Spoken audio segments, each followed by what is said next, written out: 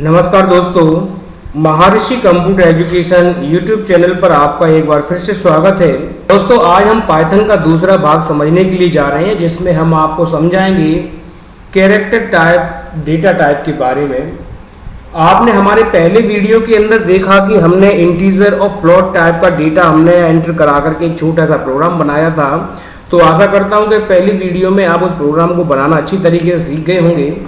आज दोस्तों हम उसी डेटा टाइप से मिलता जुलता एक और छोटा सा प्रोग्राम बनाएंगे, जिसमें आप सीखेंगे कि कैरेक्टर डेटा टाइप को हम अपने कंप्यूटर में किस तरीके से यूज कर सकते हैं।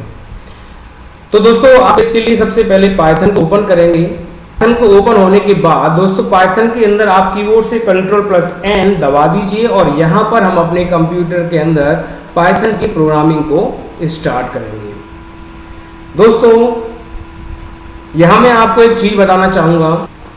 दोस्तों, यहाँ मैं आपको एक नई चीज़ सिखाना चाहूँगा कि अगर अपने पाइथन प्रोग्रामिंग के अंदर अगर आपको कहीं कमेंट या कोई टिप्पणी लिखनी हो या किसी लिखी गई कोडिंग से संबंधित कोई नोट डालना हो, तो आप उस नोट को डालने के लिए यहाँ सबसे पहले हैश और यहाँ पर आप लिख सकते हैं, जैसे कि मैं टाइप कर रहा हूँ पाइथन प्रोग्रामिंग पार्ट 2। दोस्तों, ये मैंने यहाँ पर हैश जो मैंने लगाया है, ये हैश याद रखना, हमारे पाइथन कंपाइलर के माध्यम से इसको इग्नोर कर दिया जाता है और इसको एग्जीक्यूट नहीं किया जाता है। अगर मैं इसको लिखा रहने दूंगा तब भी इसके अंदर प्रोग्रामिंग पर कोई फर्क या परेशानी नहीं आएगी।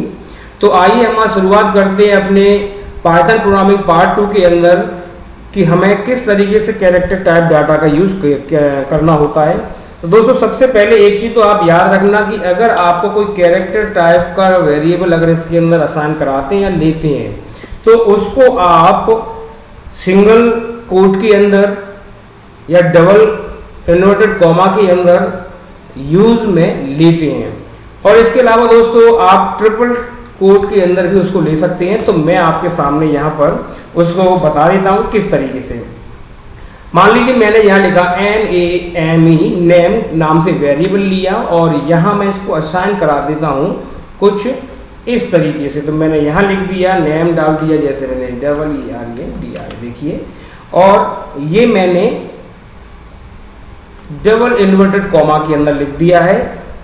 दूसरा, मैं फिर से अगला लेता हूं, मैंने यहां लिख दिया name2 और यहां मैंने बिना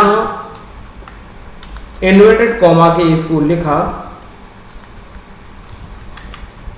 इसके बाद मैं फिर लिखा थर्ड NAME name3 और इसको मैंने लिख दिया, आसान करा दिया सिंगल इन्वर्टेड कॉमा के अंदर।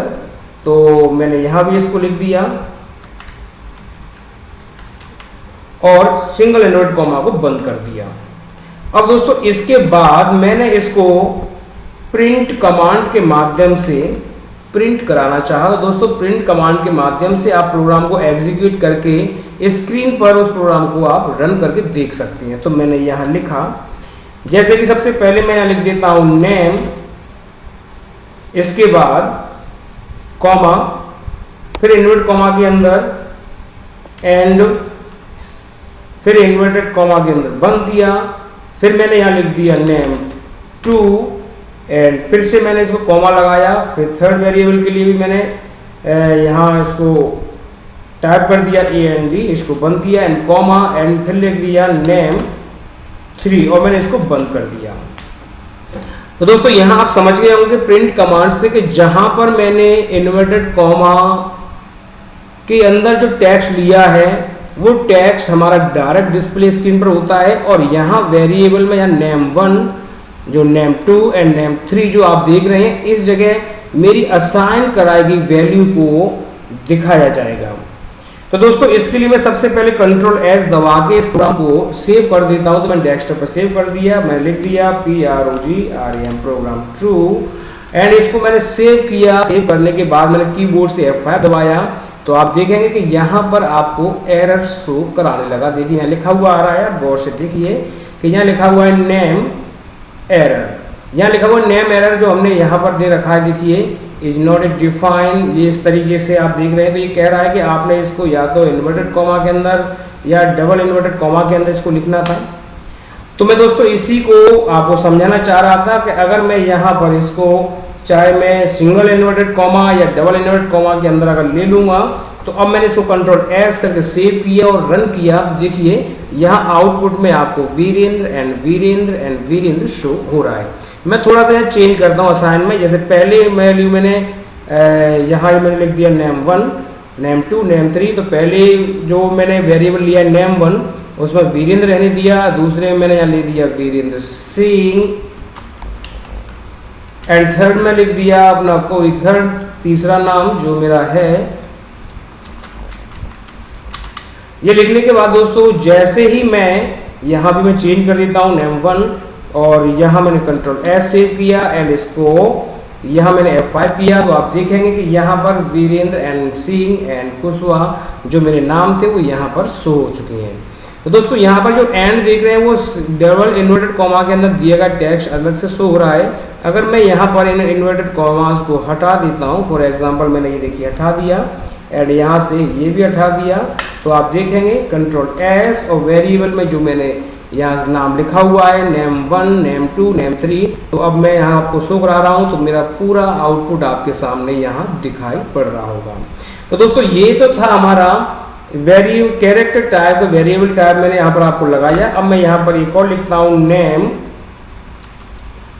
और नेम 4। यहाँ मैं कैरेक्टर टाइप डाटा को समझाने के लिए मैं ये सारी चीज़ें कर रहा हूँ। तो मैंने इक्वल टू लगाया और दोस्तों यहाँ पर 1, 2, 3 इन्वर्टेड कॉमास मैंने यहाँ पर लगा दिए हैं। अब 3 इन्वर्टेड कॉमा का जब आपको बड़ी मात्रा में कैरेक्टर टाइप डेटा को डिफाइन करना होता है तब आप 3 इन्वर्टेड कॉमा का इस्तेमाल कर सकते हैं। तो यहाँ लिख सकते हैं कि मैंने अपने यहाँ टाइप किया my name is enter Virendra,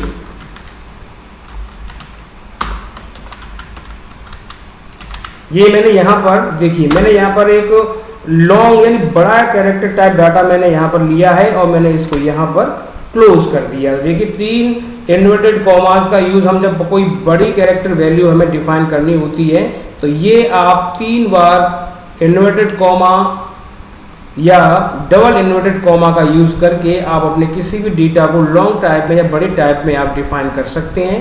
और अब इसको मैं प्रिंट आउट के साथ में आपको अलग से शो कराता हूं। तो मैंने यहाँ जाके फिर से लिखा PRINT और यहाँ पर मैंने टाइप कर दिया नेम 4 और इसको बंद करके दोस्तों मैंने कंट्रोल एस किया एंड F4 किया।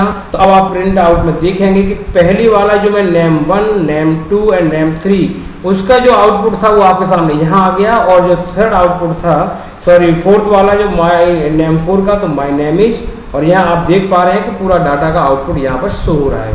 अगर दोस्तों आप चाहते हैं कि प्रिंट के साथ में इसका डेटा टाइप भी शो हो तो आप यहाँ कॉमा लगा के लिख दीजिए टाइप एंड कोष्टक के अंदर लिख दीजिए नेम 4, तो यहाँ पर इसका भी डेटा टाइप आपको डिस्प्ले हो जाएगा।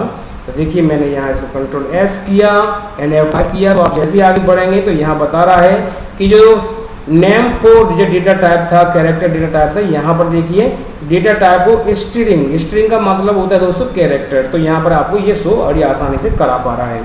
ऐसे दोस्तों अगर मैं इनके साथ में भी अगर लगाना चाहूँगा, देखिए मैंने यहाँ गया तो यहाँ पर दोस्तों अगर आप चाहते हैं कि अलग अलग लाइन में ये मुझे शो कराने हैं तो आप अलग अलग लाइन में भी शो करा दें। तो बस आपको यहाँ पर /n का मतलब होता है दोस्तों न्यू लाइन, तो आप /n का यूज़ कर देंगे। यहाँ पर /n मैंने फिर से लिख दिया और यहाँ इसके बाद मैंने कॉमा लगाया और यहाँ मैंने टाइप कर दिया टाइप, और यहाँ मैं लिख देता हूँ नेम 1, नेम 2, नेम 3, और ये ही तीनों मुझे यहाँ पर शो कराने थे। एंड कंट्रोल एस किया, इसके बाद F5 किया, और आप देखेंगे दोस्तों यहाँ पर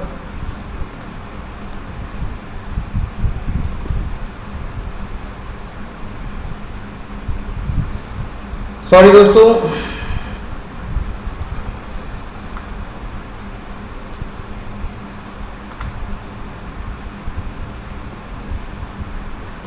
तो दोस्तों मैं यहाँ पर नेम के साथ में यहाँ पर भी मैंने टाइप लगा दिया, तो टाइप का लगाने के बाद मैंने कंट्रोल एस किया, तो यहाँ पर भी अगर आप डेटा टाइप चेक करेंगे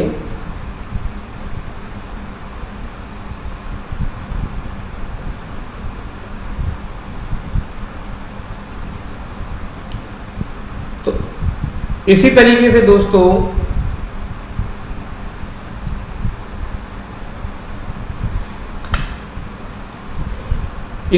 दोस्तों आप अपने नेम 1, नेम 2, नेम 3 का भी डेटा टाइप आप यहाँ पर आसानी से शो करा सकते हैं। तो उसके लिए आपको करना ये होगा कि आपको यहाँ अलग अलग डेटा टाइप के अंदर इस तरीके से यूज़ में लेना होगा। एंड मैंने यहाँ पर इसको एंटर प्रेस किया, यहाँ लिख दिया print प्रिंट, एंड यहाँ जा करके मैंने इसको भी डेटा टाइप को अलग कर दिया। यहाँ वेरिएबल्स को अलग से प्रिंट आउट कराने के लिए मैंने लिख दिया, एंड यहाँ पर ये इजीली आपके सामने आ जाता है। और यहाँ पर मैं कॉमा लगा के लिख देता हूँ, जैसे मैं लिख दिया टाइप और इसके अंदर वेरिएबल नेम लिख दिया नेम 1, क्योंकि यहाँ नेम 1 का मुझे डेटा टाइप शो कराना है। इसके बाद आप जैसे यहाँ पहुँचेंगे, फिर मैंने कॉमा लगाया, यहाँ टाइप किया टाइप और यहाँ फिर लिख दिया नेम या नेम 2, एंड इसके बाद फिर थर्ड को मैंने जैसे यहाँ से लिया एंड यहाँ फिर मैंने कॉमा लगाया और यहाँ लिख दिया टाइप और यहाँ पर नेम 3। अब दोस्तों यहाँ पर जब मैं इसको कंट्रोल एस करके F5 करूँगा तो आप देखिए कि यहाँ पर वीरेंद्र का भी डेटा टाइप आपको स्ट्रिंग बता रहा है, सिंह का भी डेटा टाइप, एंड जो मैंने कुशवा लिखा हुआ है उसका भी डेटा टाइप अलग अलग हम लोग शो करा सकते हैं। तो इस तरीके से दोस्तों आपने देखा कि किस तरीके से हम पाइथन के अंदर डेटा टाइप को देख सकते हैं कि ये डेटा टाइप किस तरह का है। तो दोस्तों आशा करता हूं कि आप इस कैरेक्टर टाइप डेटा टाइप को समझ